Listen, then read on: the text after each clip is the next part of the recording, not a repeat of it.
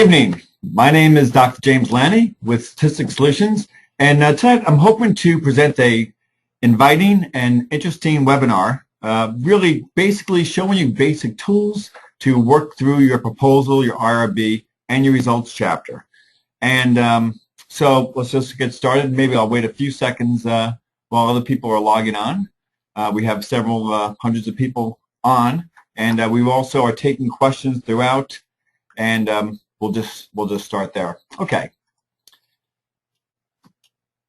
So obviously, everyone who's working on a dissertation has moved their way through all their classwork, through their comps, and now here we are at this brand new research phase, and there's anxiety with new things that we're not quite sure we know how to do quite yet.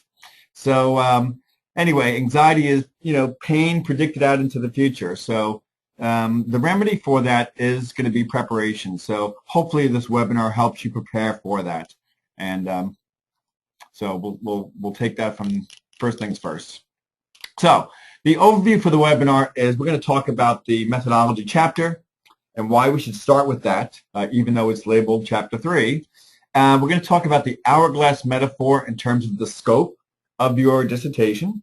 And then we'll talk about methodology, results chapter, discussion chapter, and then the toolkit, which will be a real winner in terms of helping you write your quantitative results chapter.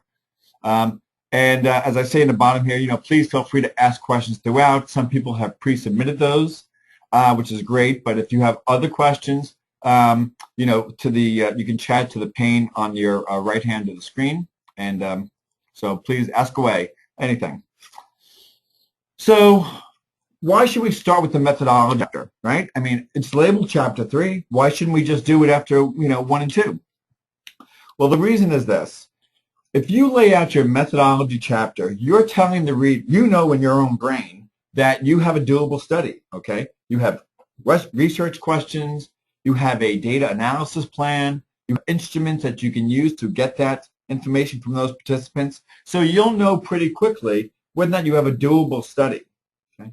After you know that you have a doable study, then you can go back, okay, and then flesh out the lit review, right? Talk about the constructs in your research questions and things of that sort. So, for example, if you were looking at self-efficacy by gender, right, you can talk, and you have that as your research question, and you can get participants, right? Let's just say third graders, okay? You have an instrument on self-efficacy, and you have a data analysis plan, maybe doing a t-test to see if there are differences, right? You kind of have the framework for your whole study. Then you can go back to the lit review, right, and say, okay, let's talk about gender differences. Let's talk about self-efficacy literature and really kind of work backwards. So even if your committee doesn't want to see chapter 3 just yet, you want to, even if you don't want to see chapter 3, thank you. Sure. Even if you don't want to see chapter 3 just yet, your committee that is, I suggest that you write it out and kind of get that going in your brain, okay? So a couple questions that come in. We will address qualitative. We will address qualitative and talk about some of those kind of data plans and how we can assist with your qualitative research. One more question we have here. How do you navigate opposing feedback from committee members? So not easy, right? It would be great if you had one chief cook, right? If you have several cooks in the kitchen that aren't always in agreement, not that easy. So, I mean, I think the advice is your chair or your main advisor is your main cook. And I think if you're getting conflicting feedback from other committee members, then you need to tell the main committee member and say, look, Bob is telling me to do something quite different, all right? So, and they have to, work together to make this happen. So, good question. I came from a department that had lots of different views. So, so you just have to navigate the best you can, but I would keep your main advisor as the main cook. Again, you may have a methodologist who's really hotter on the stats part of it, and your main committee member may defer to them, which is fine. But your advisor is the main cook, and that's the first signature on your paper, by the way. So, okay. So the hourglass metaphor. So the reason I kind of presented it was that I really feel like this kind of identifies what's happening in the dissertation in terms of scope. So as I mentioned earlier, your intro and lit review are kind of broad, right? All of the gender differences literature, all of the self-efficacy literature, for example, right? And it's really broad, and it spans, however many decades they've been looking at it. You have to review all of that, and it's quite broad in scope. The methodology, on the other hand, is quite narrow, right? Clean questions, and we'll talk about the methodology chapter, but clean questions. You have clean instruments that are reliable and valid, a procedure to actually go ahead and assess those, administer those instruments to those participants, and a data plan that shows you how you're going to analyze that data and examine those research questions. So again, very narrow. Same with the results chapter. The results are really a place to just conduct descriptive statistics of your sample, and then really, examine each one of the hypotheses in order, period. Very focused. Discussion section kind of broadens out again in scope, right? What are the implications of these findings, right? What's future research? What might you do? So the discussion chapter is much broader in scope. So I'm liking the questions that are coming through. I think they're right on, and I know I'm talking to the right crowd here when you ask these kind of questions. So, will you address mixed methods? So yeah, I mean we're gonna definitely hit on some qualitative and a lot of quantitative, but certainly the methodology in terms of the participants. Obviously, the data plan is going to be different for qualitative than for quantitative, but we will touch on that. Question, my committee member wants to begin with Chapter 2. Fine, that's fine. In your own brain notes, still start with the methodology chapter. Even if they don't want to look at Chapter 3 yet. Okay, let's go ahead. Alrighty, so I'm going to review the basics of the methodology, because when I talk to students, even though they have templates, it's good just to kind of get some review and a different perspective of, what are the basic bones of the methodology chapter. So we're going to talk about questions and participants and instruments and procedure and the data analysis plan and sample size. So we'll review all these 6 topics here. Okay, clear research questions. The reason that most people don't get through URR or IRB is that their questions aren't clear. Your research questions are the cornerstone of the whole project. If you don't have clear questions, what the heck are we doing here? So you must have clear questions. What's a clear question? They have to be stated in statistical language. You have to have your constructs in there, like, are there differences on efficacy by gender, or are these two constructs, gender and self-efficacy, related? Okay. So you need to have them in statistical language. I identify, and I kind of bucketed the majority, 98% of everyone's questions are going to be in 3 buckets. And those buckets are questions that are examining differences between groups on some variable, right? Or seeing if a particular variable influences another variable or predicts another variable. And then other relationships between 2 variables. So those are the main buckets. And you'll see later on when we have the choosing your statistical analysis, how you can start working through, once you know which bucket you're in, how to actually articulate that. Okay. Consistent terms.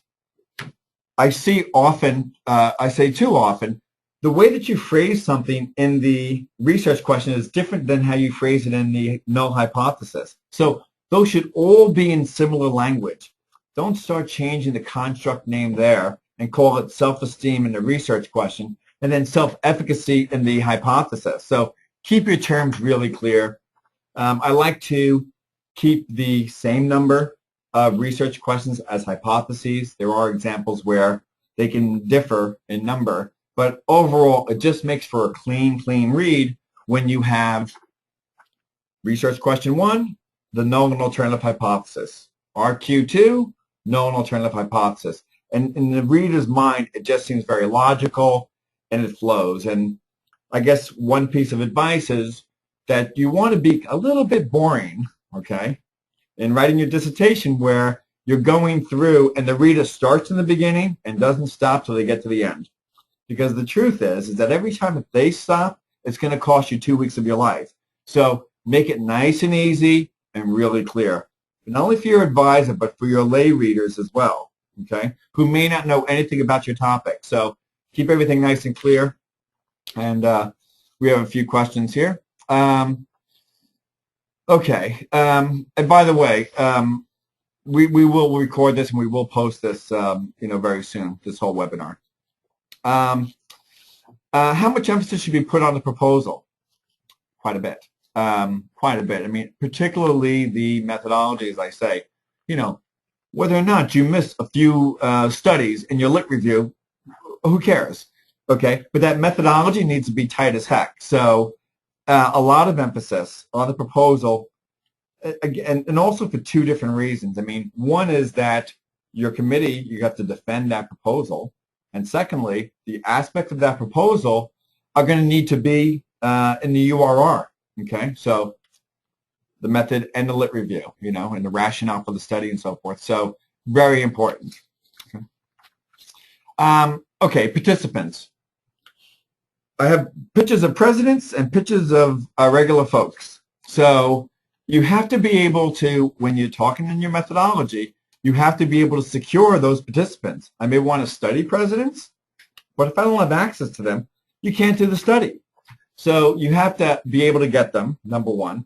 You have to be able to secure enough of them. So we're kind of talking about the sample size issues there. So you're going to have enough participants and enough live participants. So again, the presidents really hit at that. You have a sample size of 5 live presidents. That's not going to do for most studies. People worry about representativeness, okay? And this kind of gets to sample size and how you're actually sampling. It's a dissertation. You're winding up, most people are winding up with a convenience sample. That's it, okay? These are people that you can entice or ask or beg to participate in your study, okay? So don't worry about representativeness. You're studying third graders in the Southeast, okay? And if it's a girls' school, maybe you can generalize to girls' schools in the Southeast, but you can't generalize to boys' schools, and you may not be able to generalize to other parts of the country. Fine. Every study has limitations. List it as a limitation. That's fine. And I'd say, incentivize where necessary. So, of course, if you're not getting participation, you may have to enter them into a raffle, get them signed up for an iPad or some darn thing like that, okay? Your job is to get through, and our job is to help you. So, but you need to help yourself by making sure that you can secure those participants and get enough of them, even if it costs you an extra few $100 for an iPad. All right. Question: how many participants should be in a survey? So we're going to talk about that when we get to the sample size justification part. Okay. What do you mean by statistical language? And does that apply to qualitative? So what I mean by statistical language for the quantitative part is, does A predict B? Are there differences between, A and B, groups A and B, on some outcome variable? Less statistical language for the qualitative. I mean, for the qualitative, we're really just dealing with, well, let me say a few things about qualitative. First of all, your research questions, okay, and your semi-structured interviews need to be really closely aligned, right? So after we thematize the participants' responses from your open or semi-structured interview questions, okay, when we get those themes, the reader shouldn't have to make a leap of faith to say, how do these themes relate to the research question? So they need to be very knitted together, okay? So, and I'll take one last question for this particular side. And, how do you handle committee members that are not familiar with a particular topic? You want them to be a little bit familiar. So if they're like too jazzed up and too familiar about it, you're going to be working your ass off for quite a while, okay? So they're going to want, if you're helping someone with their research program, settle in. If they're very excited about that topic, that's tough. If they know nothing about it, you may not get any and they're not going to be much help to you. So, so how do you handle them? You know, again, I mean, hopefully somebody, committee members, well, if it's a committee member, that's fine. But, you know, I mean, you're going to have to run most of the show if you have a really kind of a, you know, committee members that are not familiar with that topic. All right. One more question. Okay, so in qualitative, is there a set number of participants? Yeah, I mean, Creswell says 1 to 25, and there's other people that say 5 to 25. And I would say for qualitative for participants, as few as you possibly can get away with, okay? You're going to have to interview those people. You're going to have to transcribe their responses. You're going to have to thematize their responses. So, you know, if you can stay around 10, terrific. And I guess the rule of thumb is the more in-depth the interview is, you know, if it's an hour-and-a-half interview, the fewer you can use. If it's a light interview of 10 minutes, maybe you can, you know, use some more, okay? Okay, survey instruments and materials. I can't emphasize enough to use reliable and valid instruments, okay? Not because we want to pay other people for their reliable and valid instruments, but because it's going to go through the committee and through IRB much more quickly, okay? Even if you have to adapt your study, okay, adapt the instrument rather, then that's fine. So say you have to, you know, they studied school teachers, but now you're studying social workers. Well, you can adapt that pretty quickly, or you can add additional questions. It's going to get through everybody much more quickly if you have a reliable, valid instrument and say, here's the old question, here's how I'm changing it, and here's the new question, okay? As I say, don't make your own survey. The reason is that you're going to often have to pilot test that survey, and in pilot testing it, that may well cost you 2 weeks or a month. And then you also have to deal with the reliability and validity issue of your new survey instrument. And most times you validate a new instrument with an old instrument, okay? Your construct validity. So, so if you have the old instrument, you already use it, okay? So try not to use your own survey instrument. That differs in the qualitative where you're really developing those semi-structured interview questions. There you can kind of get away with a little bit more easily, okay? And then, of course, use secondary data wherever possible. There's no ethical issues of harming your participants, and you can collect data in 10 minutes rather than, you know, 2 weeks. All right, so use secondary data where possible. The procedure section is basically, you know, how are you going to administer those instruments you just described to those participants you just described. So you want to walk the reader through that, okay, and tell them how you're going to do it. Paper and pencil, is it web-based, you're going to be interviewing them. So you really want to tell the reader what you're doing there. I also want to say that when you think about the research questions, participants, instruments, and procedure, think about it like a cookbook, okay, that you're going to give to your next-door neighbor who knows nothing about what you're doing, but they're going to be able to replicate your study, okay? So you want to be able to have that nice and clean and have someone who doesn't know be able to replicate that study. The data plan, you have to select the correct analysis, and we have a tool to help you do that. Thank you. So we really, the level of measurement of your survey, of the scales, okay, that is of your items, and the way that you phrase those research questions really drive that data plan, okay? And you'll have to talk about the assumptions of the analyses and justify why they're appropriate, okay? And we also have a membership solution for that as well. Sample size. There's really two in the world. I get this question, you know, very often, you know, hundreds of times over the years. So there's really two types of sample sizes. One deals with the entire population, like if you wanted to see how people are going to vote in the country, how you're going to systematically sample, okay? That's not the sample size we're talking about in dissertations. Sample size we're talking about in dissertations is really a power analysis. That is, based on the statistical test, what sample size is appropriate. And there's a membership solution for that as well. Where can you find instruments on various topics is the question. Certainly we have a web page that has hundreds of instruments, and we've kind of categorized them. And then certainly Google is a way to obviously look at those. So same kind of question. So, I mean, look at the broader context. I was dealing with the question is, how do you find an instrument that resembles what you're studying?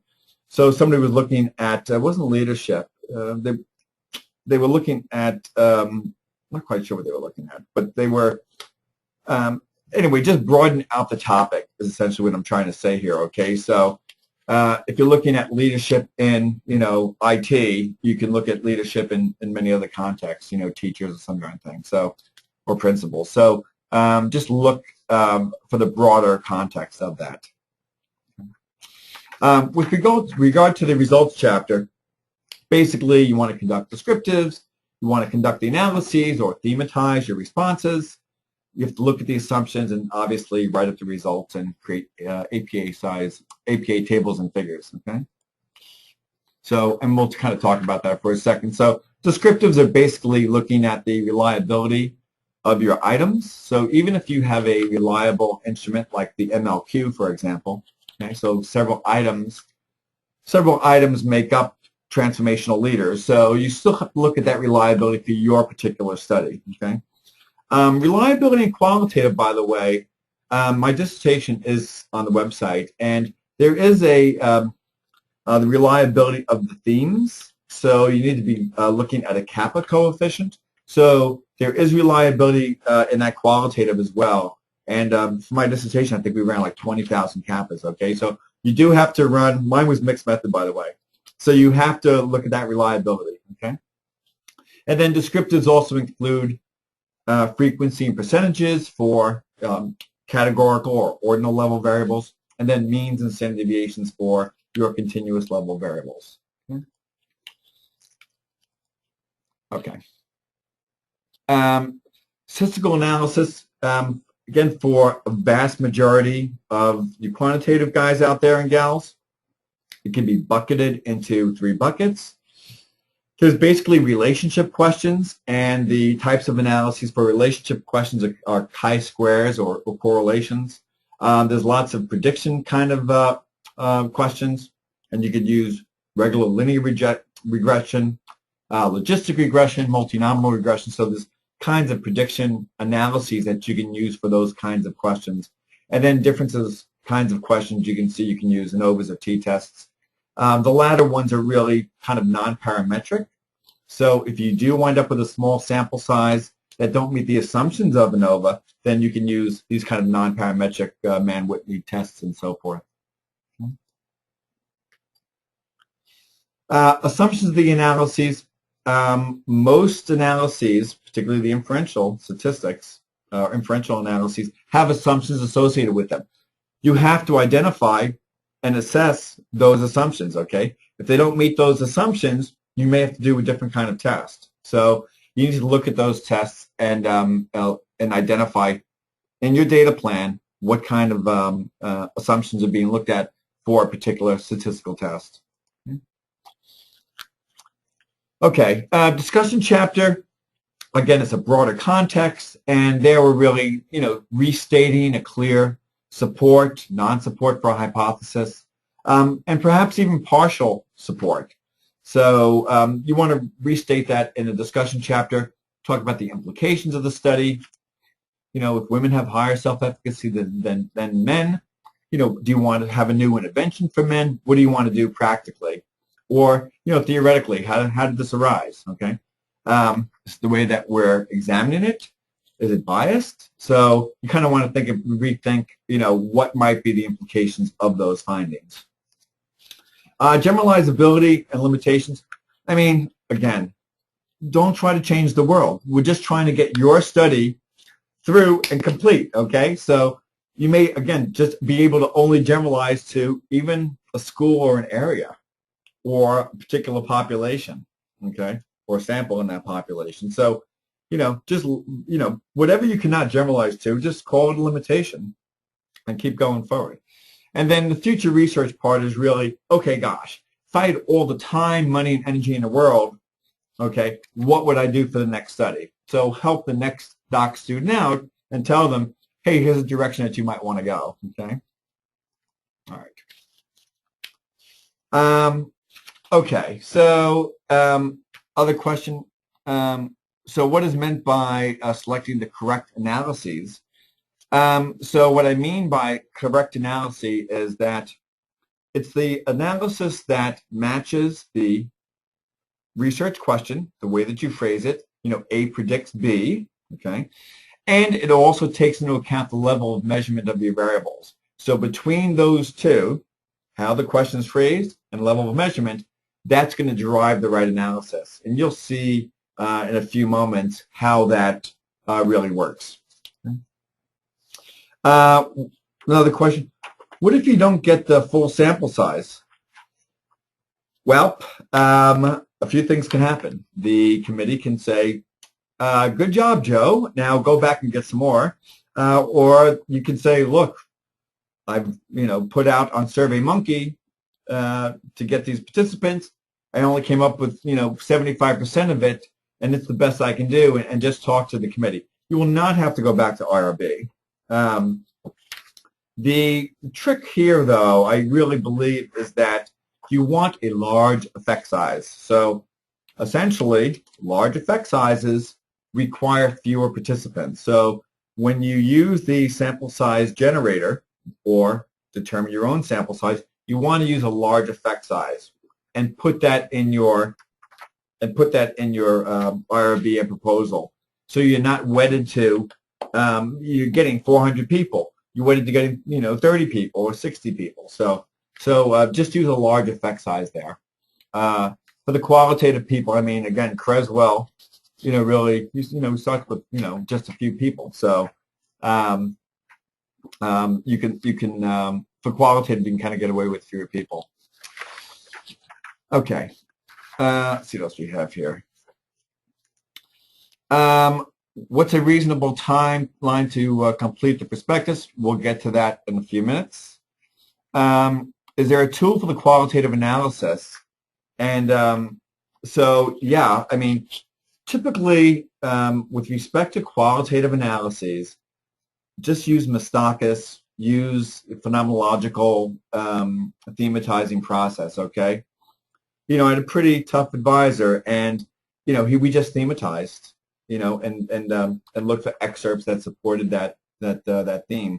So yes, well, one is just to read it, okay? The other one is this En Vivo or Atlas or whatever. But I would just Mastacus, you want to read it. These tools, by the way, they're not they don't pick the themes for you. You have to still read all of those transcripts and get those themes yourself. Now, En Vivo can help you contextualize that or add more context to it. Great. But you still have to read that sucker, no matter how big it is, which again makes you want to have fewer participants and shorter interviews overall. Okay. By the way, I should mention that in the membership that you all will receive tonight, there is a kappa calculator that you can assess the reliability, or the iterator reliability, I should say, of your themes. Okay. So one more question. Did your mixed method focus more on qualitative or quantitative? It was actually more qualitative. We sat for a year at my kitchen table, 5 of us, reading through psychological transcripts. They were therapy transcripts, and literally for a year, okay, just to pull out the themes, okay. Then we went into the quantitative aspect to it, where we had lots of raters and so forth, but it was actually more qualitative. The quant part, actually, I was an electrical engineer in a past life, and like math. I know that's weird to most people out there, and so I did like the quantitative part, and we took lots and lots of stats classes in my master's and doc program. So I have a pretty good feel for both. So prescription for anxiety is preparation, okay? So what I want to now kind of shift gears a bit, okay, and talk about, one, how you can help prepare yourself for this upcoming, particularly method and results chapter, okay? So, and I want to talk about this. So my prescription is this graduate student toolkit. And, I had the foolish idea 10 years ago when I started the company. We've been doing it for 10 years even when I was in school, that we could actually help graduate students graduate without having to spend years of their life and their money and their family's time and their own anxiety and depression and health issues, So, this prescription that we have here and this toolkit is going to assist you tremendously. And it's going to knock off at least a semester, at least 4, 5, 6 grand, whatever you brick and mortar and online students are really paying. So the toolkit's really our attempt after 10 years of working with thousands of students, and I've seen over 5,000 of states, but we've helped thousands of students, and what they need, and automating things that can help them push through these most difficult parts. So I hope you like the toolkit as much as we do. So, okay, so we have membership services, and basically everyone tonight listening to this will get the free and the basic membership. If you watch it on Vimeo later, you will not get that. But for those that are watching it, you will get those 2 top memberships. And then we actually have full access membership thereafter. And so I'll talk about some of these resources, templates, how to help visualize your goals and where you are in the process so you can kind of keep sane in the process a bit, best you can. How to choose your Cisco analyses, sample size generators, templates, video tutorials, and so forth. So this is some of the membership stuff, and we'll walk through them in a second. Okay, so dissertation template. Everyone's getting this tonight. It's got a lot of, it lays out the table of contents for you. It gives you samples of how to format your references in APA 6 edition. It's got bookmarking and other kinds of things. And the whole thing is editable, but the best part of this thing is that in each one of the chapters that we lay out, I lay out specifically each one of the different paragraphs that need to be in there, okay? And what should be comprised in each of those different sections in each chapter. So even though many people get the guidelines, okay, from, some guidelines, we didn't happen to get any in our school, okay? So, but I could have really used what we have. Where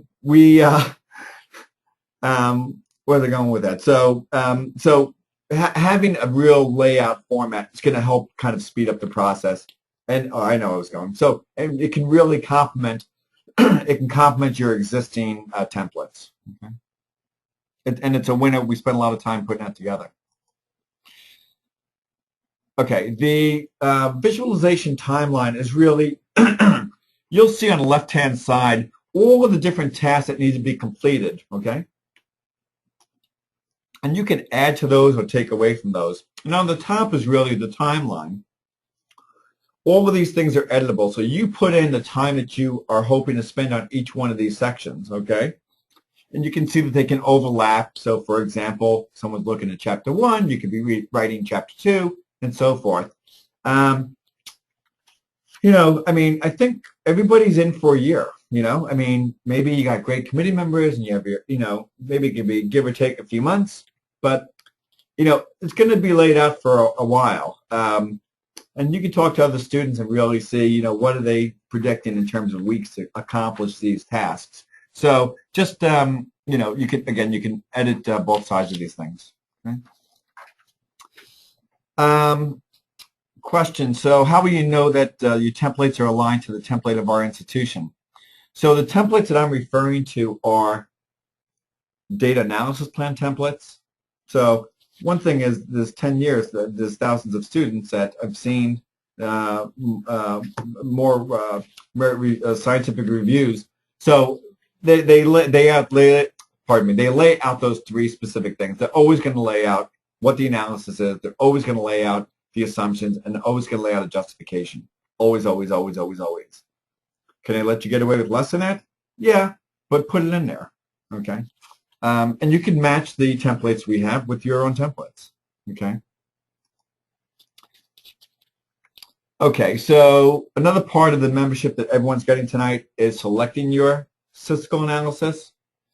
Specifically, if you're phrasing your questions in one of those three buckets, right? Differences, relationships, and prediction, you put that into the first part of this tool. Then you select the level of measurement of your variables. That is it interval or nominal or ordinal? What kind of variable do you have? Both for your IVs and DVs.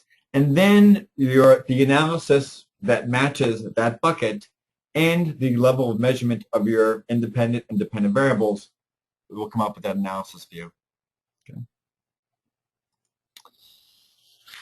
Okay. The sample size generator. When I first began, okay, nothing but questions about, aside from how many participants do I have and how the heck do I figure that out? You can download GPower. It's free, okay, and many schools have referenced that, and we've actually used it for a lot of our generation.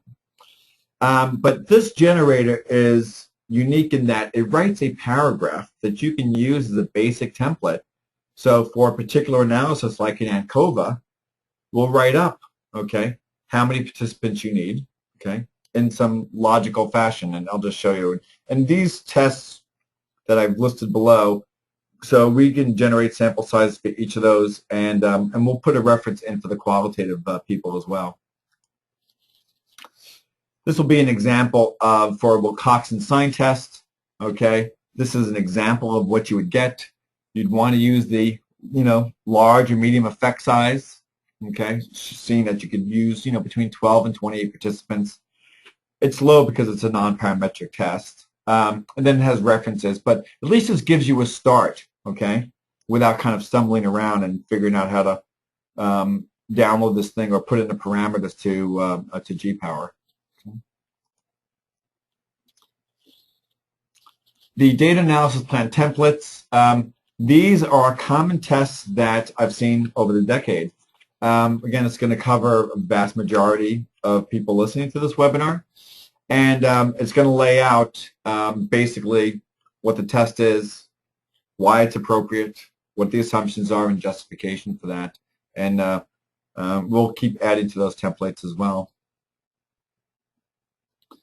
And here's just an example of that template. So, for example, if you're looking for a relationship between two variables, basically you just fill out the variables 1 and 2 in blue. Okay, and you would fill out the variables 1 and 2 in the first paragraph, and then in the second paragraph, we're talking about the assumptions of the analyses. So it's an example just to get you jump started.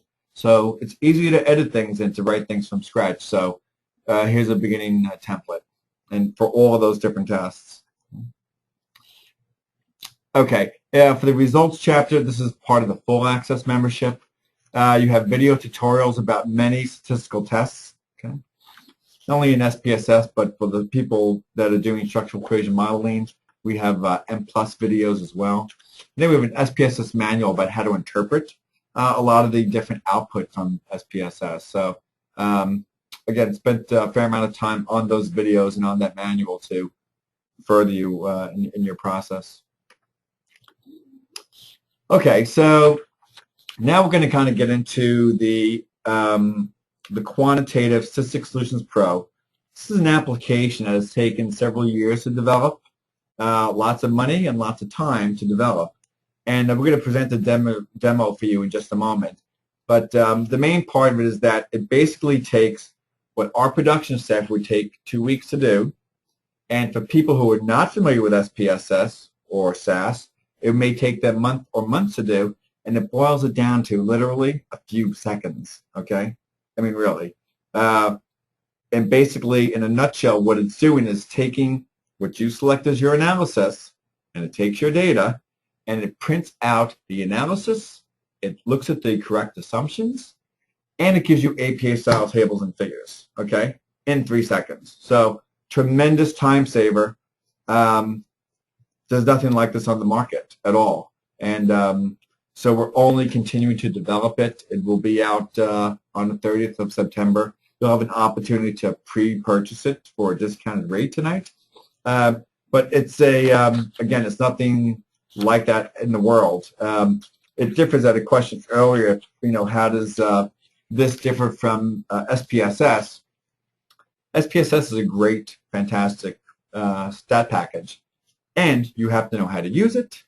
You have to know the assumptions to pick, and then it gives you kind of a junky, raw output.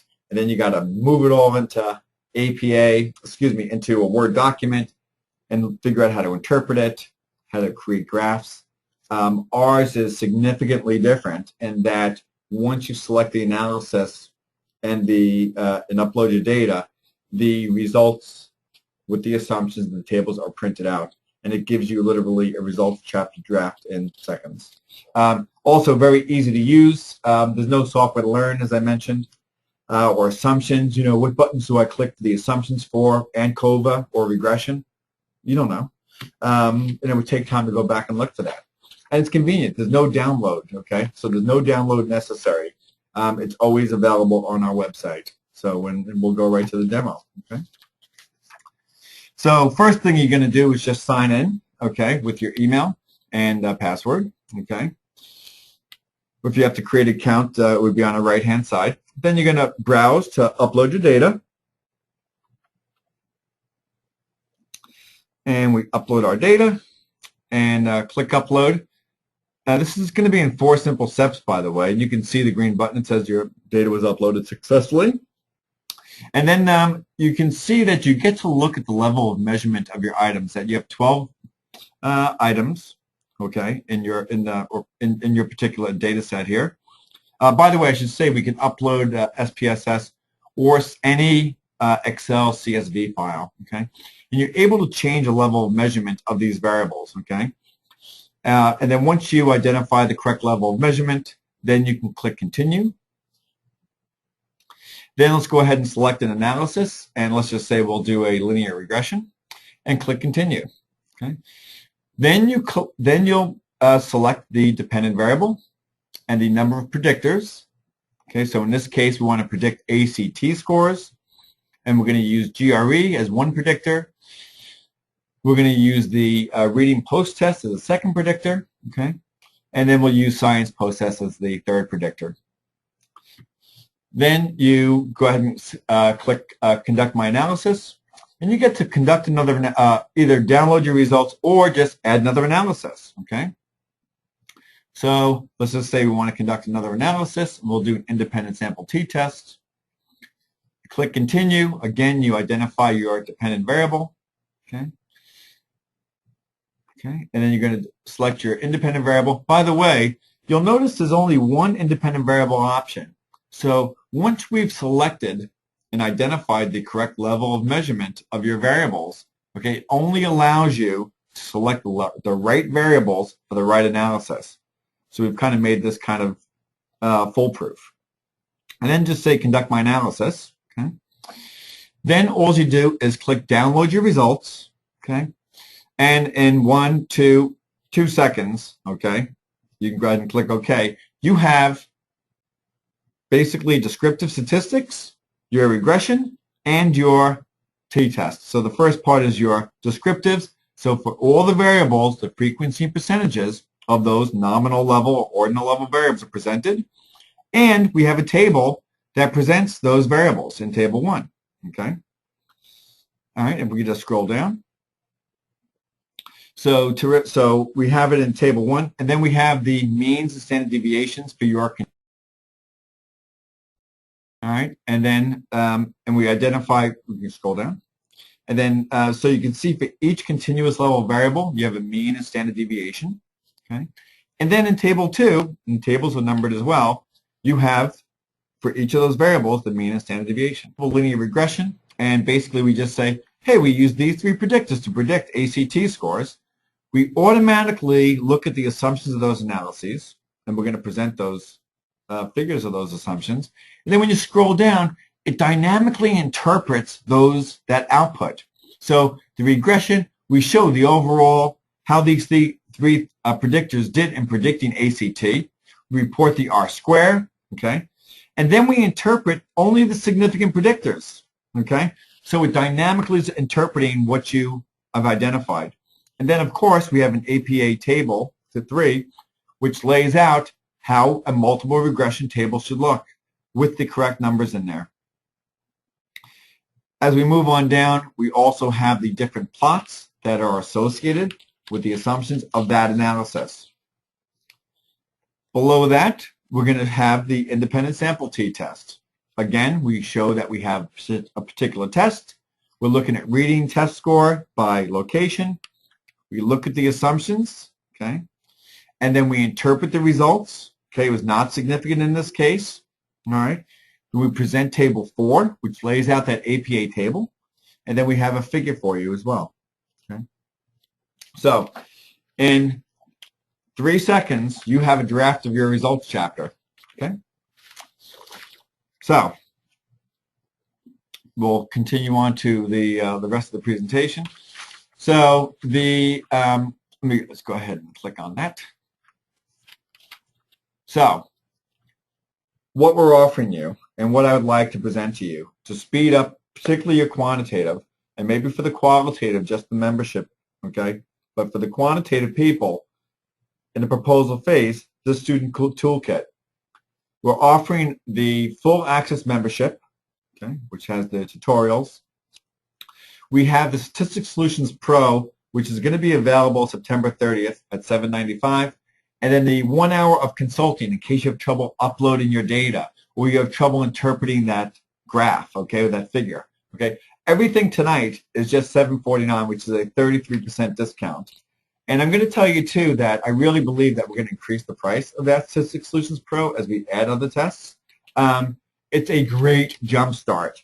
There is no doubt that this will save you a semester of tuition, but also help you at least prepare you and get that preparation that you need, that you can tackle some of that proposal issues and tackle some of that results chapter pretty darn simply. By the way, you can do that 1 hour in half-hour blocks or whatever you want, okay? I want to say okay, so will universities accept it if not from SPSS? Yeah, I mean, what they want is a statistical tool. They want that results chapter. So, yeah, I mean, we're just presenting this out, but, yeah, I mean, what they want you to do is analyze your data accurately, okay? So that's what it's about. What about plagiarism? So this is a tool. So basically, you're not plagiarizing because you're really, in SPSS, you're conducting the analyses for your tests and presenting those results.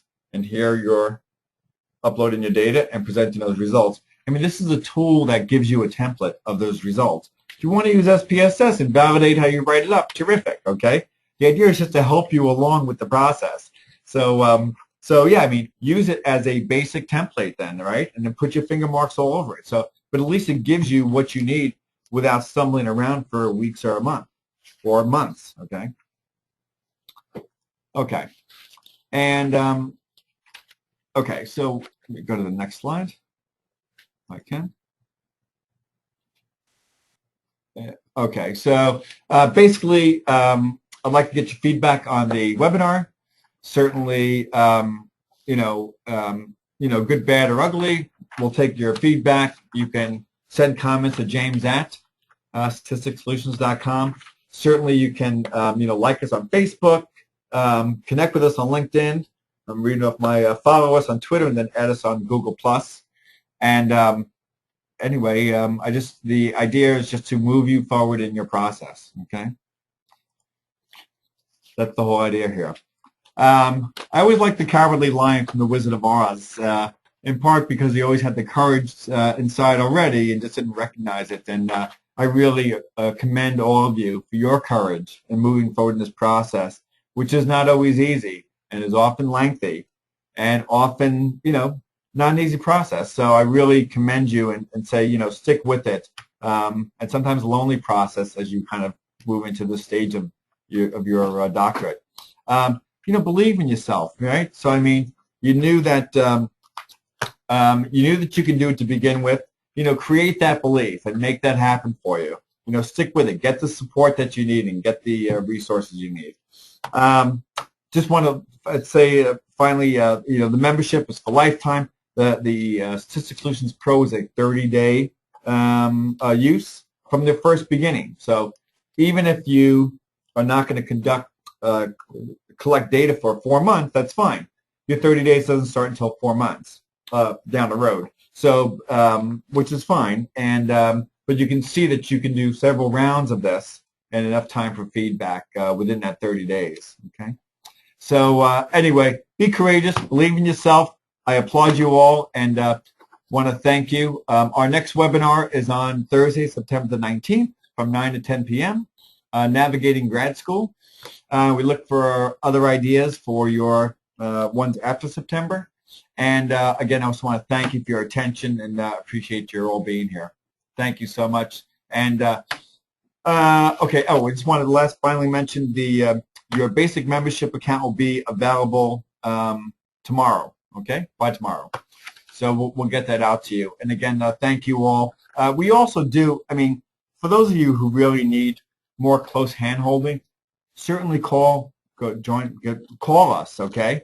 We have one-to-one consulting as well. But the toolkit is going to help a vast majority of people. If you need one-to-one consulting, just give us a call, okay?